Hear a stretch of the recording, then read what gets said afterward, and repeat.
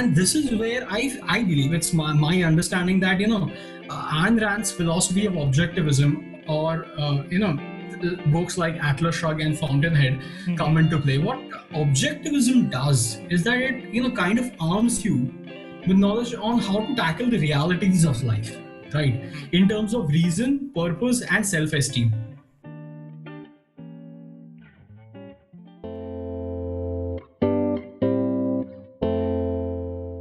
Hello, ladies and gentlemen. You are listening to our podcast of Quacks and Quirks, where we sit down to have simple yet interesting conversations with people.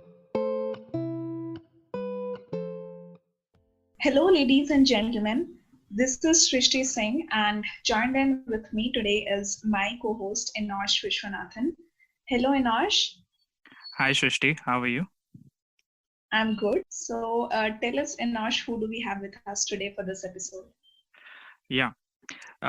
For today's episode, we have with us one of my very good friends. His name is Yash Pandya, and I've met him during my bachelor's in my college, and we've been good friends since then. And one of the most particular things that I would like to state out right away is that Yash is one of the brightest minds that I've come across. And I believe and I hope कि आज का conversation would be really good. So Yash, with this, welcome to the show. How are you? Yeah, I'm good, Inosh. Thank you for your kind words, and it's a pleasure being on this podcast. So, Yash, how is the lockdown treating you? Lockdown. That's the reaction. That's the reaction right away. Huge laughter. So lockdown has been treating, it's a very mixed feeling. Lately, I think a while back, a friend of mine asked me the same question, and I replied with, I'm crying and laughing at the same time. So I sent both of those emojis on WhatsApp, that the full-on crying wala and the, rolling on the floor types. So yeah, it's mixed feelings in terms of lockdown. But yeah, overall it's been good. For the past 6 years, I haven't been with my family for this long time, and it was pretty good. But that it was good until June, July. After that, it's just plain old boredom, and I wish I was dead now. So yeah, let's not go there. That was a pretty long answer for just one question. Apologize. That's good. Okay, so Yash is a very fanatic reader, I guess. I think so. He's a good reader. He's read a lot.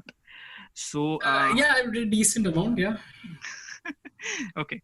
So today's entire conversation would be about 4 of his most favorite works or books, and we'll start off with a book called as The Myth of Sisyphus, which was written by Albert Camus. And Yash, can you go ahead and tell us a bit about this book? So The Myth of Sisyphus is a philosophical essay. It was written, I guess it was written in the 1940s, and it was, I think, published quite late. Maybe it was published in the 1950s. And it is one of the most famous of the works when it comes to Albert Camus. Now, those of you who don't know who Albert Camus was a French Algerian philosopher, and his primary work was in absurdism, existentialism, and nihilism. And A Myth of Sisyphus, along with another book. So Myth of Sisyphus is an essay, and there's another novel which he wrote, which is called The Outsider. And so these two books formed it catapulted Albert Camus to stardom in terms of literature and his literary career. And these two works are the ones he's best known for. So Albert Camus lived during a time when there were a lot of existentialist philosophers like Jean-Paul Sartre, right? And Albert Camus was also one of them, and he wrote on existentialism. But there are certain aspects to Albert Camus that sets him apart from other philosophers, right? Now, let's talk about Myth of Sisyphus. So, Myth of Sisyphus right away, starts with the uh, the premise that the author wants to talk about suicide. So the fundamental question of myth of Sisyphus is whether life is worth living or not. And Albert Camus ends the essay on a brilliant note, uh, Hmm. as an answer to the question of life. Hmm. And he uses the legend of Sisyphus. It's a Greek legend, Okay. uh, to weave his narration of weave his narration and arguments around the question of suicide. Okay. So that is a very brief summary, I would say, because we have not covered all the topics. But let's try to dig a bit into this. Before getting into Okay. that, can you just tell us about the author Albert Camus himself? Like what were his works? Why was he popular, Yeah. and which time period did he live in? Well, I think his as I mentioned, Myth of Sisyphus was published in the 1950s, 55 if I'm not wrong. And now Albert Camus, as an individual, was quite a flamboyant figure in his time. Hmm. He was the recipient of the Nobel Prize for Literature in 1957. Hmm. So we can gauge his credibility in terms of literature from that alone. Hmm. And his works are still quoted in significantly in terms of absurdism. Now, as I mentioned, he was an existentialist philosopher, Hmm. a French existentialist philosopher. But Eh, what sets him apart is that most of the existentialist philosophers of his time, or the ones that preceded him, were most of them, talked about existentialism, and then they ended up talking about nihilism, or their Hmm. conclusion was, shaped around nihilism as a whole. But on the other hand, what's interesting about Camus is that he did not end up on the same trajectory.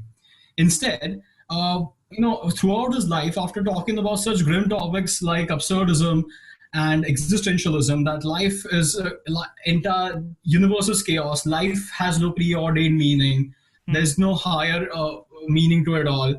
He ended up on a really bright note. He ended up saying that this is exactly why life should be lived to the fullest. Hmm. Like, at the end of his if you follow his literary career, towards the end of his career, he talked about such optimistic things. Like he enjoyed he enjoyed the beaches, he enjoyed sunshine, the smallest of life's pleasure, like women, sexual endeavors and stuff like that. So it's quite unlikely that someone who talked about such grim topics throughout his life and Hmm.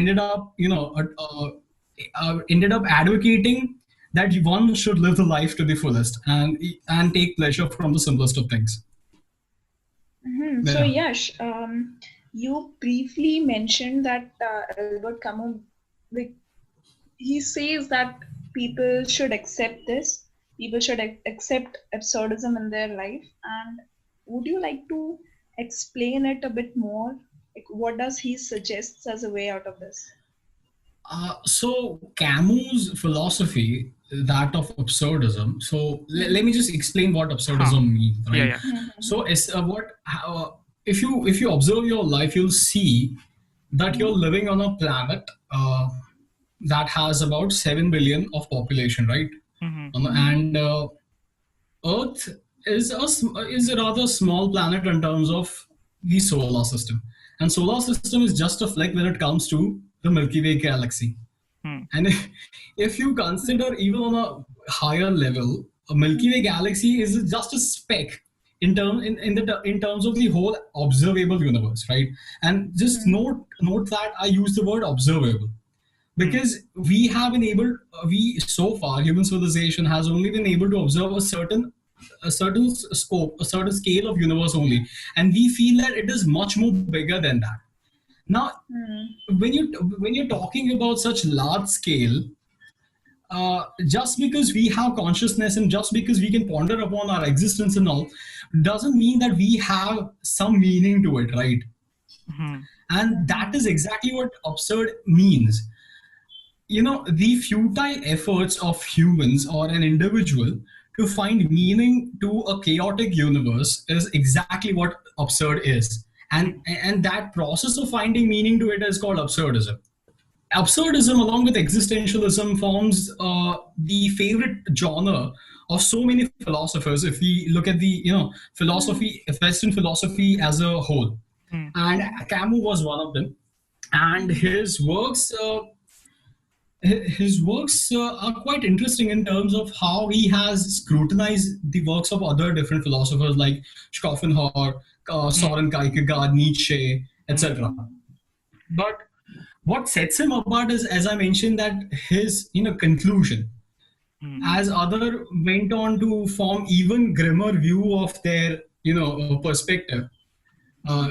even grimmer perspective, he formed a very jovial and easygoing view on things.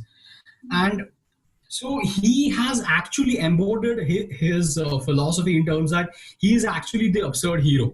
Now, what he absurd hero is a coin termed by Albert Camus. Now, what it means is that someone who is aware of the absurdism of his existence, right? Someone who is aware that life is meaningless. Hmm. There is nothing, no preordained path. There is no divine entity or a divine deity, and we're just carbon-based organism moving across the universe, right? So Hmm. someone who is aware of all this, someone who has consciousness of all this, and yet he goes on about doing his life and adding meaning to his life, enjoying life's simplest pleasures. That is someone who is the absurd hero.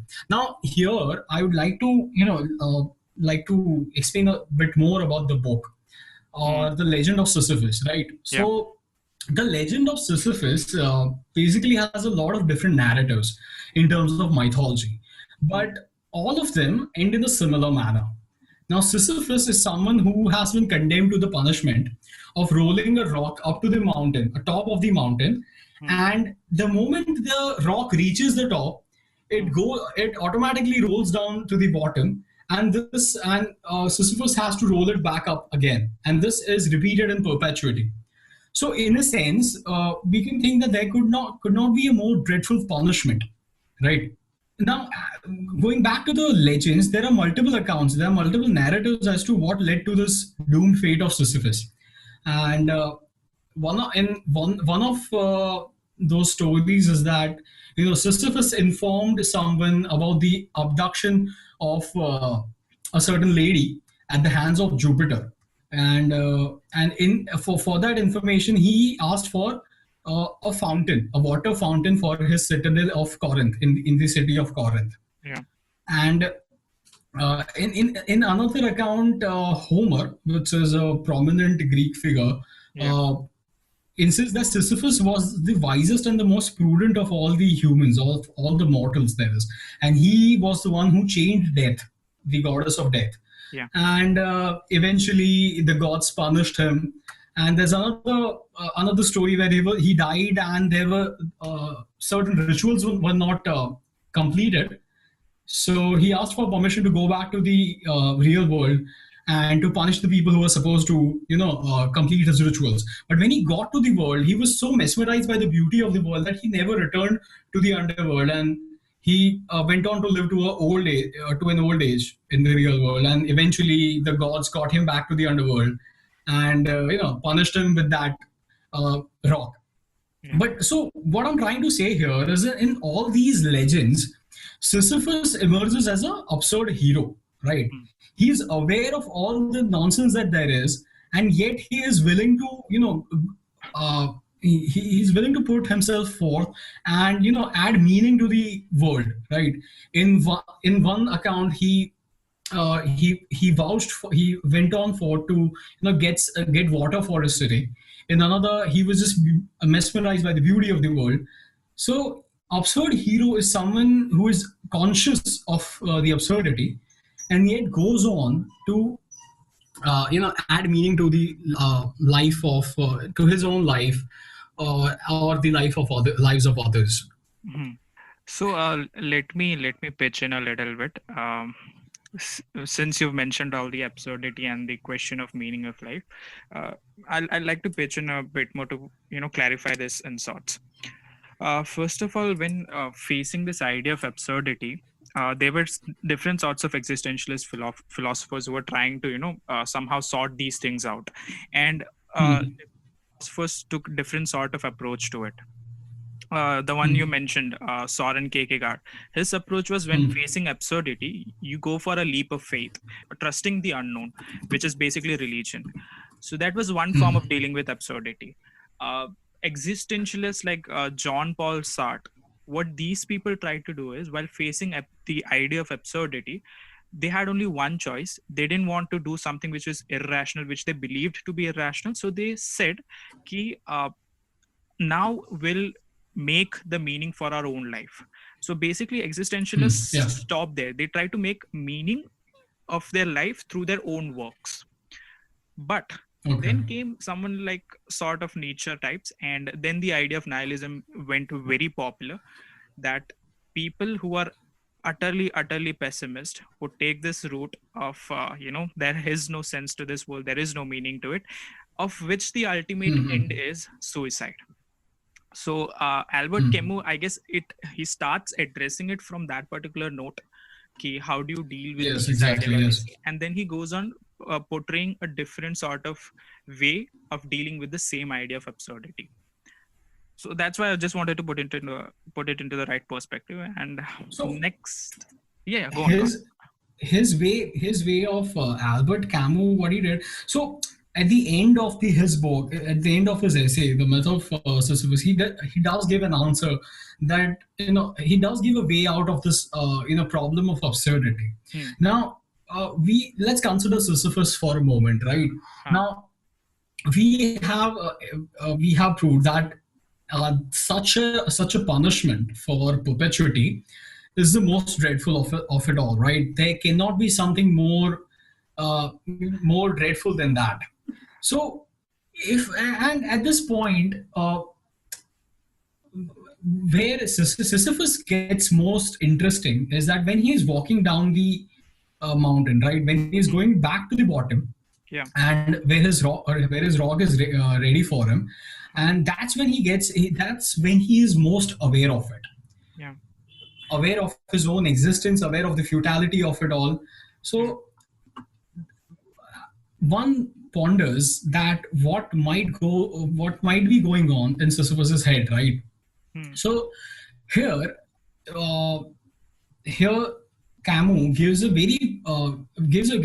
phrase, writes a phrase which has been very famous in terms of which kind of encapsulates his philosophy when it comes to absurdism. Hmm. So the phrase is, one must imagine Sisyphus happy, right? Yeah. Now there is no reprieve from the punishment, and if the hero holds on to the idea of success, his existence would be miserable. Won't you agree? Right? If at any point while going back to the raw, if the hero like Sisyphus holds on to the idea of success that he might get away with this punishment, then Hmm. his existence would be miserable, right?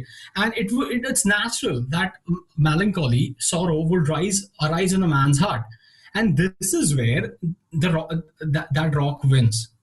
Right. Yeah. If the descent was performed with sorrow, there is a possibility that it can be performed with joy as well.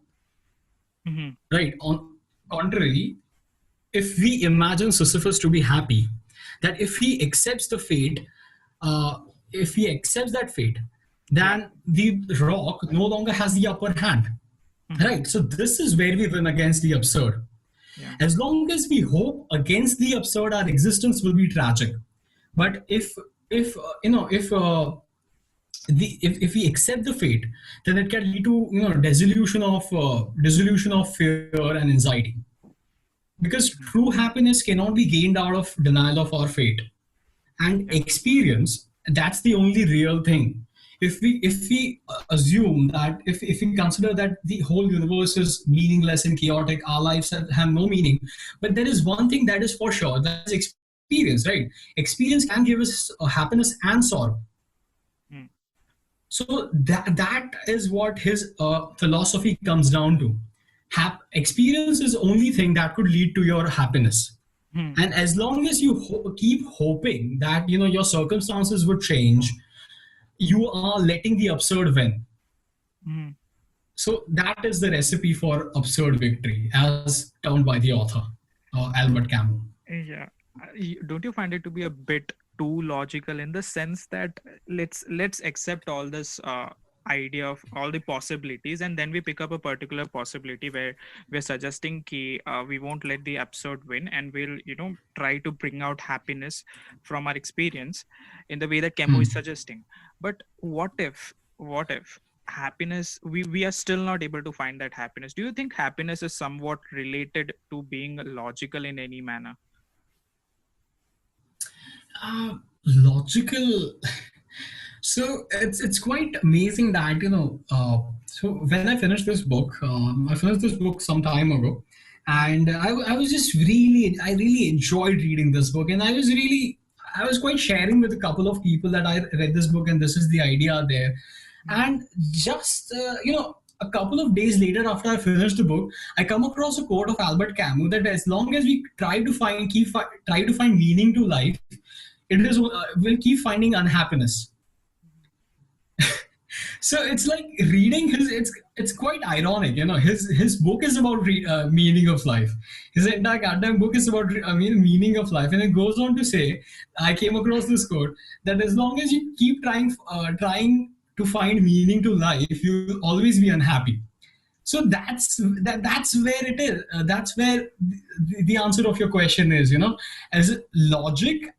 uh, if I'm assuming the logic in terms of finding order to things, finding a sense of order to how life is and how life happens. Hmm. So as long as you keep doing that, I think happiness will always evade us because we'll be so preoccupied with the notion of finding meaning.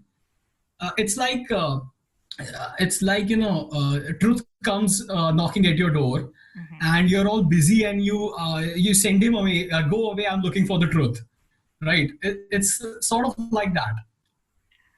Let me ask a question here. Okay. Since you Huh. put this thing, uh, let's Albert Camus suggested कि if you try to find meaning, it's a very futile work then. This is one thing which I believe that all these nihilist sort of philosophers, or tending towards Hmm. existentialist philosophers, try to do, and I don't find it to be exactly true. Because, for example, let's say why should we give up this idea of pursuing a meaning for our life? Don't you think like the everything, every human being is constructed in a manner, wherein he has a certain sort of qualities attached to himself? For example, our desire for having sex, like that, sexual desires. Okay. Similarly, desire for wealth, of desire to stay away from pain or suffering. So don't you think Hmm. this idea of pursuing a meaningful life, and this idea of searching for a meaning in life, is actually somewhat something which is hardwired into our system?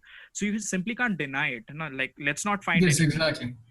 So way see, to get away with it. uh, when it comes to finding meaning to life, it could be anything, right? It could be Yeah. money, it could be knowledge, it could be any damn thing. Now let's go back to what he concluded with. Right, Camus concluded with, one must imagine Sisyphus happy. Hmm. Now, an alternative way of interpreting this is that regardless of the fact that the universe is absurd, the life is absurd, everything, there's no meaning to it all, right? Hmm. But what it boils down to is that the individual is a free person. The individual has free will, right?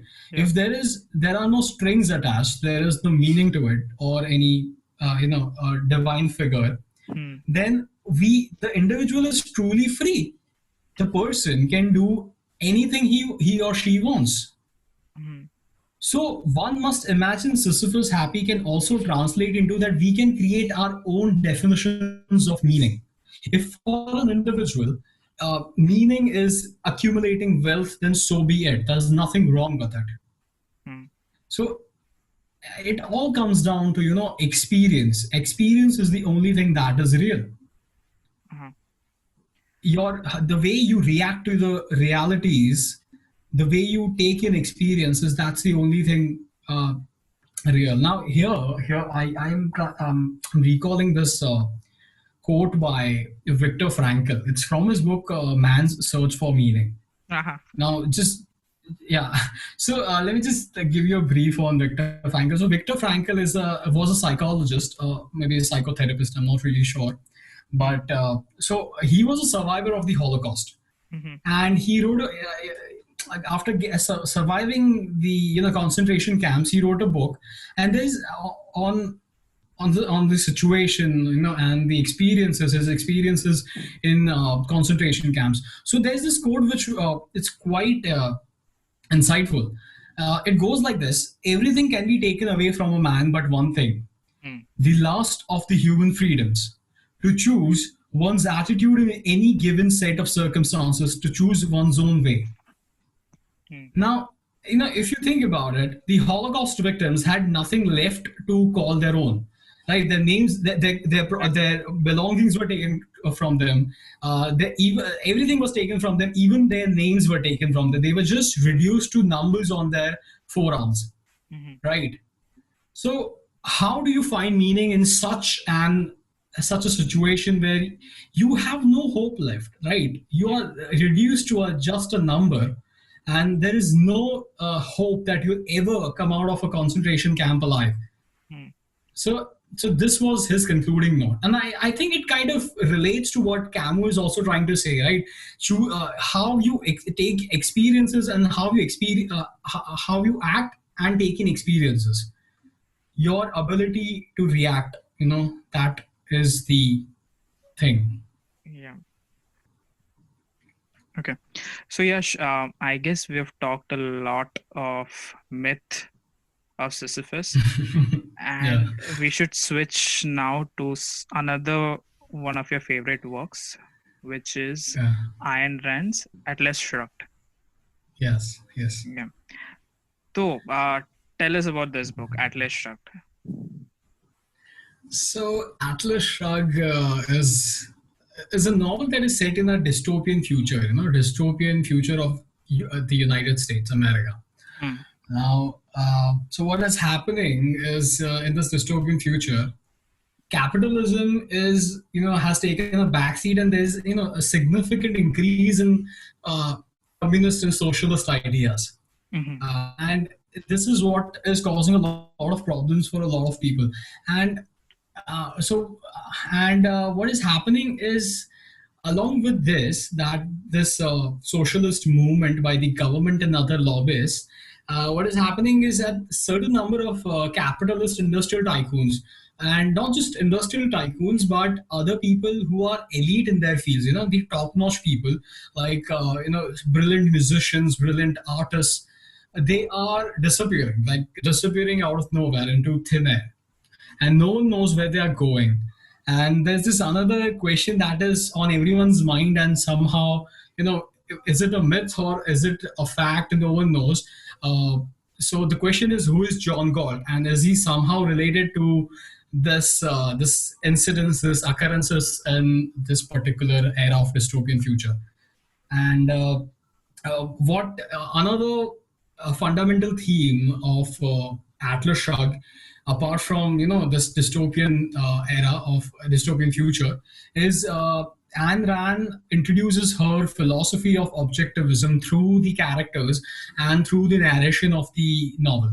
Hmm. And Atlas Shrugged is also considered as one of her, as the masterpiece of her literary career, her magnum opus. So that's what the book is about. Okay. Before we talk about Atlas Shrugged, tell me about Ayn Rand, and I need to know this. Why is Ayn Rand so popular among youngsters, like of people of my age or our age? Mm-hmm. Why is Ayn Rand so So popular? yeah. So Ayn Rand, she was born in Soviet Union, right? Now Yeah. Russia. Mhm. And at an early age, at a very young age, she came to the US. And so she realized the differences between the two economies and how the two economies work. The differences between the ideologies of the two economies, right? One is a hardcore capitalist economy, and on the other hand, one is a communist regime. One was a communist regime, Soviet Hmm. Union. So we're all aware with the the shortcomings of communism and Hmm. Soviet Union as a nation, right? We Yeah. are all aware how uh, we all recall it as a failed state, and a failed ideology, that is communism. Hmm. So naturally, a personal trauma um, during her time in Soviet Union, and when she came to United States, she saw that how capitalism incentivizes an individual to be his or her best, right? Since capitalism banks on the self-interest of an individual, Hmm. uh, that is one of the one of the many reasons that capitalism kind of works, right? Yeah. Why it got popular. So, inspired by this U.S. economy and the idea of capitalism, she Hmm. based her entire philosophy around that. So, objectivism is kind of an advocate of capitalism, and if you notice her works as well, Hmm. you would see the heroes of her novels to be someone who are pushing for who are creating value, right? Hmm. Who are creating value in terms of a productive achievement, who are brilliant people, who are the geniuses in their field, and who are creating value for the economy as a whole. Hmm. So those are the heroes of her novels. Now, coming back to the question, why is it so appealing to youngsters? Now, the reason is that at now youngsters, people, let's consider the teenagers, right? Hmm. Now, what happens is with teenagers that at that point a lot of things are changing in us physically, mentally. We are forming opinions about things. We are judging things. We are growing in terms of our ideology. Hmm. But at the same time, what happens is that with teenagers we are prone to a lot of insecurities. We are not mature yet, and we are very insecure about even the minor of all things, right? Hmm. And this is where I believe it's my understanding that Ayn Rand's philosophy of objectivism, or books like Atlas Shrugged and Fountainhead come Hmm. into play. What objectivism does is that it kind of arms you with knowledge on how to tackle the realities of life, right? Hmm. In terms of reason, purpose, and self-esteem. So let's dwell further into why I say that it arms you with self-esteem, reason, and purpose. Now there are Hmm. four major aspects to objectivism, and the very first is reality. Now, what Ayn Rand says is what she propounds is that you cannot change reality. Certain things will be as it is, right? You cannot change certain constants, and Hmm. you have to accept that. You move past that. Hmm. Second would be reason. Now, reason is something she feels is absolute in terms of an individual, right? You do not need anything beyond reason. No God, no religion, nothing. If you have reason, right? Hmm. So when it comes to that, you also kind of introduce that there cannot be any contradictions as well. If you think that A is A, then you cannot say that A is B, right? If contradictions exist, then your premise must be wrong. So that is the second aspect of object. And third aspect is self-interest. Hmm. Now, this is where it gets very controversial. Now, Ayn Rand uh, advocates that an individual's happiness is the only thing that matters. Hmm. An individual's happiness is not the means to any end, it is the end, right? Uh-huh. And so and she kind of takes it a notch further, and goes on to say that altruism is evil, Hmm. Yeah. diabolical. Hmm. Now that's where it gets controversial, but let's we'll discuss that a little bit later. Hmm. So the third aspect is self-interest, and finally it is capitalism, right? Yeah. So a society, according to her, can only flourish if it respects the wishes of an individual, right? If it allows the freedom of the individual to create value. And that's where capitalism works, right? So these are the four aspects to objectivism. Now, to some extent, as I would say that one should always take anything, any opinion, any judgment, any mm, suggestion with a pinch of salt, right? mm, So Ayn Rand, kind of at to some extent, she's quite inspiring and motivating. But uh, as you kind of grow up, she kinds of you get to know the other realities of the world, and you kind of grow out of the the haze of objectivism, right? That idea that occupies your mind, that this is quite amazing, but as I said, it is quite controversial in terms of certain extreme views on self-interest and capitalism, right? mm, Now, so this is exactly now as I mentioned that a teenager is prone to insecurities, and this is where objectivism comes and it helps the individual. It tells you that your happiness is your utmost is your number one priority. Your moral code should be nothing but reason, logic, mm, and mm, your purpose should be productive achievement alone. So mm, this, I think, these are the three aspects where Ayn Rand's philosophy appeals to youngsters, and not just youngsters. A certain number of, I think, if you look at the US, it still has a number of significant advocates in terms of who are politically active. Right, we got mhm, senators and we got congressmen who mm, are still advocating the policy of philosophy of Ayn Rand, yeah, and we are, as adults, we know that it is flawed, but mm, as a young person it helps you to some certain extent, but you should not take it as something that is a bible or some mm, religious text. Yeah. huh. So, like, first of all, I've never heard anyone explain Ayn Rand in such a narrative, like dividing it into four phases. That was really good. Apart from that, let me bring a bit more, perception into this picture. So I don't Yeah. completely agree with Ayn Rand on everything, as you mentioned. Yes. She's got a Yes, flaws. exactly.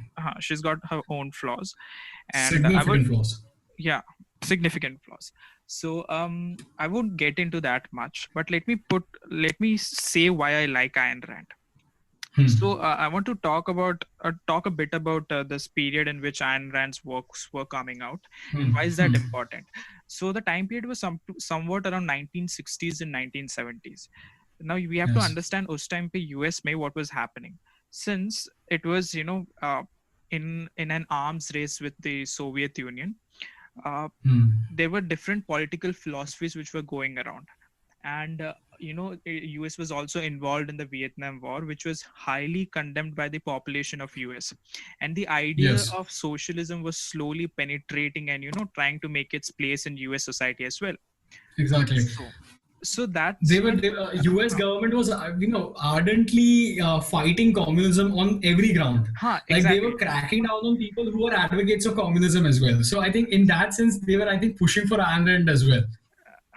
So not just that. So there was this sort of political philosophy which emerged out of that particular era. It's particularly known as libertarian, and libertarian is sort of an extreme view of conservatism as well. And let me tell you, there's one famous political philosopher by the name of Milton Friedman. He was a very famous propagator of this particular political philosophy. So he was in the academic realms, and there were certain congressmen in that particular period who were advocating capitalism on very extreme levels. But on the general level, on the level where people were able to understand this idea of libertarianism, that was done by Ayn Rand, because Ayn Rand Right. Okay. was simply trying to convey this philosophy through her works, and which took an extreme view, but she was able to communicate it to the masses. And I believe Ayn Rand Exactly. played a very important role in trying to make this very subtle and trying to bring this to the general public. So that's why I give Ayn Rand, I have immense respect for Ayn Rand as well. Uh, I mean, her work is particularly interesting. If you read it, it's quite motivating, and especially to a young person. I mean, it's easy to get swayed away. hmm. Okay, I'll take let's talk for 2 minutes about the sort of issues that we take with Ayn Rand. We won't debate it out. Just let's cover it up. Issue, yeah. So as I mentioned, while talking about self-interest, that she calls altruism to be evil. Hmm. Now, come on, really. Now let's consider Bill and Melinda Gates Foundation. Now they are working. Their work is primarily based on altruism. Okay. Any Now we philanthropist. any philanthropist, Hmm. and you cannot condemn them because they are actually helping people now who do not have certain means and who are actually restricted by the circumstances of their lives, and just and if altruism is at work there doesn't mean that they are so Ayn Rand has used a certain number of words for who people who who take the credit for other people's work, and live their life on the basis of the value created by other people. Hmm. So the word uses looters and moochers. Hmm. Those are the two words that you'll find in his in her book and Atlas Shrugged. Hmm. So come on, altruism is now if you're looking at philanthropy like that, Hmm. and it's actually helping people who are restrained by their circumstances, giving them a level playing field. Now Africa has 2 billion people living on that continent, Hmm. right? And if you would consider the per capita income, they are significantly poor in terms of the West. If you comparison to the West. Now, if altruism and if philanthropic organizations are working there, now what is wrong? Is that diabolical? If is helping someone out diabolical? I don't see meaning to it. That is one particular aspect. I won't take that much issue with altruism. Yeah. What I take an issue with is in today's generation, people like you and me, we talk about Ayn Rand as a philosopher, and I take an issue with that. No, I want to consider Ayn Rand as a simple novelist, someone who created works of fiction and not just as a philosopher. The reason why I say so is because uh, this is not coming entirely from me. I'll be honest about it. Hmm. I've listened to many commentaries on Ayn Rand and I've read enough works. And there was this particular guy who suggested this notion to me, and I found it to be very true. So the way that Ayn Rand sets her characters is very interesting. Ayn Rand, Ayn Rand's every character in every book is one of the two extremes. In the sense, if good characters are there, they are extremely good. If there are evil characters or bad characters there present in her work, then they are extremely bad. But what we see is this is good as a fictional work, but when it comes to real life, the scenario is entirely different.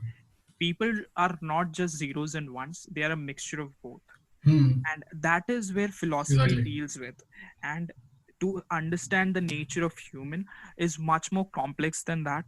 I believe that we are just as much as evil as much as good that we see in us, or we consider ourselves. True. We are simply that much evil as well. So I don't I won't take her as a philosopher per se, but I'll take her as a good novelist.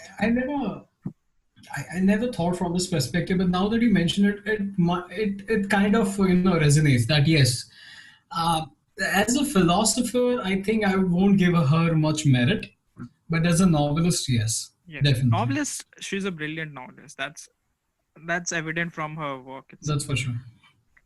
Okay, I think that would be enough with Ayn Rand, and let's talk about the last book that we would take. It's Bertrand Russell's The Conquest of Happiness. And Yeah. can you just explain a bit about this book as well? So Bertrand Russell. So this book. So basically, those of you who know about Bertrand Russell now must know him because of his Hmm. works on logic, Yeah. right? Uh, he is the author of a certain book called Principia Mathematica, Hmm. which many believe that it forms a sort of logical foundation for computers in a certain sense. Uh, so basically, Principia Mathematica is a work in it, it is a work in mathematical logic, in the field of mathematical logic, Hmm.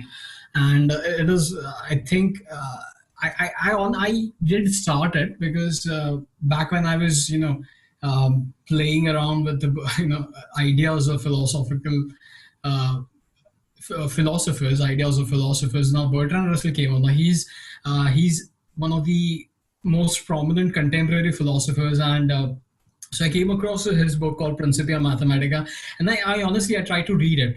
Now I have to say that I don't know if it's just me or if it's a general notion out there. It is actually one of the most unreadable books ever written. I mean, I couldn't, I, I couldn't get past 3 or 4 pages into Principia Mathematica, and then I kind of settled with something a layman could understand. So I picked up Conquest of Happiness. Now here I would like to say, I believe that there are two types of philosophers. Hmm. Now, one who is, uh, a very high level person, like like someone, like let's say pondering upon do numbers exist or something, like is time an illusion, what is reality, what is not, something like that. So there's that kind of philosophers, right? Now, and then on the other hand, there are certain other kinds of philosophers who ponder upon questions of ethic, and like something like what is good, what is Hmm. what is bad, what is ethical, how should we live, how should we act, something like that. So we got two categories of philosophers, and I would say that Bertrand Russell kind of fits in both of them. He not only fits in both of them, but he also kind of highlights the difference between these two types of philosophers. So if you look at his work on Principia Mathematica, and on the other hand, something like Conquest of Happiness, you'd see that you would say that this cannot be written by the same person. I mean, who would bother to write something so something a layman's, something so easy to understand, and yet at the same time so you know uh, resonating. Yeah. And especially in times like ours, where we have a significant scourge of self-help books. We got a shitload of shitload of self-help books in the market. I think Conquest of Happiness kind of stands apart for me, at least. uh, and I have read a couple of books when it comes to self-help, like say for example Stephen Covey or someone like Robin Sharma, Hmm. right? So I feel Bertrand Russell kind of stands out for me, and it's a very pragmatic book, and it kind of gives you a framework on how gives you a framework on what is unhappiness and what is happiness. So he kind of goes forth with stating the reasons of unhappiness, right? What makes people unhappy, Yeah. like what are the reasons of unhappiness. Looks like something like we got something like a sin, say for example sin, like a religious person might be uncomfortable with doing something, and he might have this notion that if I do this, then I'll I'll commit a sin. Hmm. So it is also one of the topics picked up by Bertrand Russell under causes of unhappiness, right? Yeah. And so that is one. Then he goes on like what other kind of people could be there. So there could be someone who is a megalomaniac, someone who is obsessed with power, so Hmm. someone who is obsessed with accumulating power. So he goes on and logically explain why such a person cannot find happiness. And uh, similarly, he gives his notion ideas on you know family and your marriage, and simple life that us laymen live, in terms of boredom, in terms of excitement, what could be. And above all, it is bifurcated into two categories: unhappiness and causes of unhappiness and causes of happiness. So I find it very resonating. So that's why I would say that in terms of self-help, it Hmm. kind of stands apart. Okay. I won't dwell much into this book. I'll just take two quotations out of this book, and I'd like to Hmm. hear your take on that. One of the most, striking out points which he mentioned was this. And this is, I quote, I'm quoting his words. Our frantic flight from boredom results in a paradoxical relationship with excitement, wherein we are at Hmm. once addicted to its intake and desensitized to its effects. Now, this particular line stands out for me in the sense that I find it to be much relevant with the current scenario of how young people like you and me are addicted towards certain things. For example, Hmm. simple games like PUBG, and earlier it was Clash of Clans, or to the idea of Hmm. social media. So, do you think Yeah. somewhere this is befitting this idea which he's suggesting? Yeah, I mean, I would agree with your opinion on internet and social media in with respect to this quotation. Recently, I was reading up. I don't know. It was something over LinkedIn. Hmm. Now, with the introduction of TikTok and other similar video creating platforms, Hmm. now what is happening is with the passage of time, we can observe that the length of that video, that length of that content, is reducing significantly. Now we have something like YouTube, Yeah. which has, I don't know, which we can upload any amount of length, right? Say it it could be 2 hours, it could be 3 hours, it could be as small as 1 minute, or 15 to 20 seconds, something like that, right? And but most of, if you look at the early content on YouTube, you'd find that it was revolved around 5 to 6 minutes of content, some comedy sketch or something like that. Now, if you, and alternative, on the other hand, if you consider TikTok or the reels on Instagram, which is annoying as hell, I mean, Hmm. now you have something that is, ranging from 10 seconds to 15 seconds only, and that is the maximum limit, I would say. So what is happening is that we are we are being conditioned, kind of, or maybe we are asking for it, to get that excitement or get that entertainment as short as possible, right? Hmm. And it is reducing our attention span significantly. Yeah. So it could be like a vicious cycle, that maybe initially we were asking for something that, quick or something like that, but it's a vicious cycle, right? Now we are being fed with so much of that amount of content, that we are being conditioned to we are being conditioned in the manner that it is reducing our attention span. Hmm. Now the problem with this is that, excitement and boredom is something that is picked up by Bertrand Russell in this book, and he goes on to say that, if you look at the lives of any great men, right, any great individual, you would see on a macro level, you would see that there are only this person has lived a very productive life, very exciting life on a macro level. But if you drill down further, if you look at the lives of such people on a more micro level, on a day to day basis, you'd realize that these people did spend a significant time in boredom, did spend a significant time in solitude, Yeah. right? Now it wouldn't have been. Now consider the example of Newton, Hmm. right? So he was forced to be at home during that time, and it was a time of plague, if I'm not wrong. And Yeah. he was forced to be at home, and he was sitting idle under the under that tree. And that's when he developed some of the most influential works in terms of physics Hmm. that human civilization has seen. So I think, boredom kind of is underrated in terms of its effect on creativity.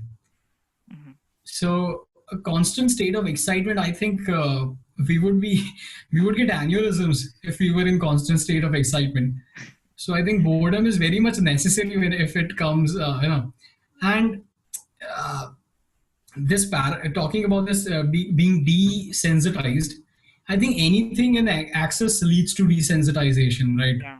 Yeah. I mean, But do just people consider. realize it? Like, That's the No, important I don't think so. No, that's the thing, right? It's a very slow process, and it creeps up onto you yeah, without notice, right? exactly. Just consider our lives. I mean, our lives, our standard of living has increased so much in the past decade. I mean, a decade ago, we wouldn't think that we would be using our smartphones so much, right? Hmm. And we didn't know what to do with our hands back then. Right, so that's what, and now we can't even realize when that change happened. Yeah, It's just it was almost an overnight change, but it wasn't. It took a decade or something like that. true, true. So that's a good take on this particular question. And Yash, since we've been talking about so many philosophers and their different ideas, let me ask you this: is it important to indulge ourselves with the ideas and philosophies of the authors who lived in the past? The reason being, Hmm. they've lived in a completely different scenario than what we are living in right now. And the conclusions that they reached, the ideas that they propounded back then, could Hmm. not be so efficient today. So, is it even necessary, or is it even worth bothering what their ideas or philosophies were? See, upfront, I would say that it is they are still relevant. I'll give my reasons for that. Now, let me ask you a question. Do you know where most people live? Uh, Like, or let's rhetoric. Let's just say, mm, do you know, like most people live and will continue to live in their heads, in their mind, exactly. right? So, exactly. So most of our troubles you see are imagined. I mean, Mm, I'm not saying that there aren't real issues like global warming, hunger, poverty, mm, etc. mm, But what I'm trying to say that, and we are improving on those fronts. And in the coming years, more people actually would be in the middle class income category than any other time in history, right? And it is my understanding that more wealth, higher standard of living leads to higher standard of living. And and it would, it certainly leads to it has certainly its own set of issues. Now, a certain management concept comes to my mind here. Now, we learned this in organizational behavior, right? And so the concept's name is Maslow's hierarchy of needs. yeah. Maslow's hierarchy of needs. Mm, So it starts off with the psychological needs, that is food, water, mm, warmth, and rest, right? Something like that. mm, And then it moves on to safety needs like security. And then further, it evolves into psychological needs, that is intimate relationship, friends, mm, and then self-esteem needs, like feeling of accomplishment and mm, prestige. And then finally it evolves into something called self-fulfillment needs, mm, like something related to achieving one's full potential, creatively or any other manner. So self-actualization is the final kind of the need that an individual has. mm, So what I'm saying is that as we are progressing towards a world where more and more people would be in the middle class category, our lifestyles would increase, our standard of living would increase. So we are, as a civilization, we are moving past those basic needs, right? yeah. We would no longer have to worry about food or water or something like that, and we are moving towards psychological needs and self-fulfillment needs. Mm, And what philosophy does is that it imparts you wisdom on how to handle things like your mind, things like or your life, right? mm, Now, a certain other insight is coming to my mind. Yuval Noah Harari, the author of that best-selling book *Sapiens*, he yep. claims that he claims that in the future, with the rise of automation, there would be a significant number of unemployed people, and governments would have to figure out what to do with them. Now, Mm, with the rise in something called universal income, now governments would be providing to these people a certain amount of income. I think that would happen. mm, So government is already taking care of basic needs for these individuals. And so the question before the governments in the future would be what to do with them. So one of the possible suggestions that Yuval Noah Harari uh, gave is that the solution lies in gaming and similar simulations. So What is that? yeah, so the point yeah, gaming and I mean, people would be more indulgent in living virtual lives rather than real lives, you know.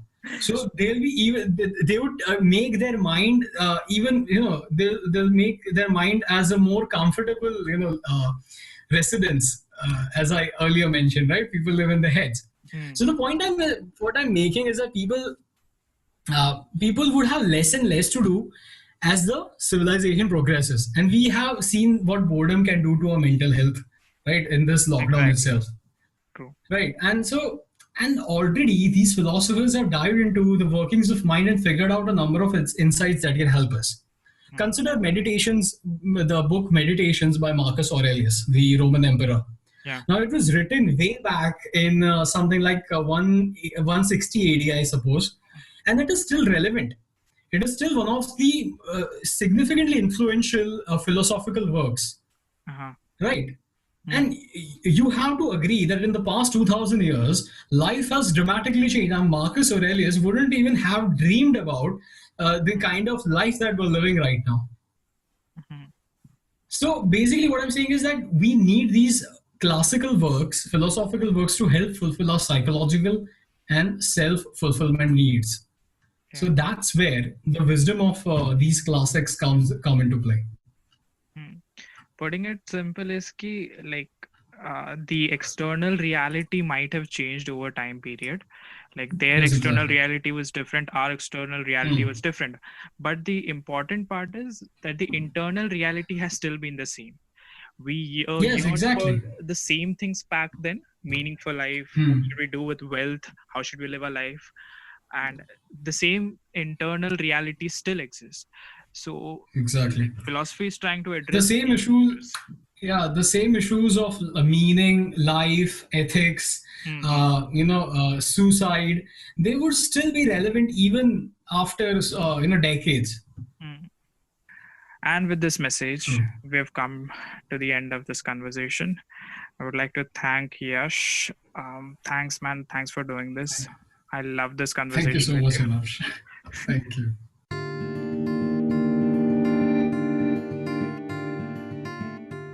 Thank you for being with us for this episode of Quacks and Quirks. If you liked this episode, do share it with your friends and family. If you want to help us continue producing such content, support us by logging onto our website qnqpodcast.in.